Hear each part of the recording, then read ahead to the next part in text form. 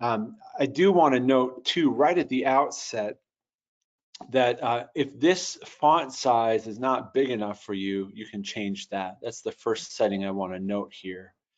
And so it's going to be under settings or preferences under appearance.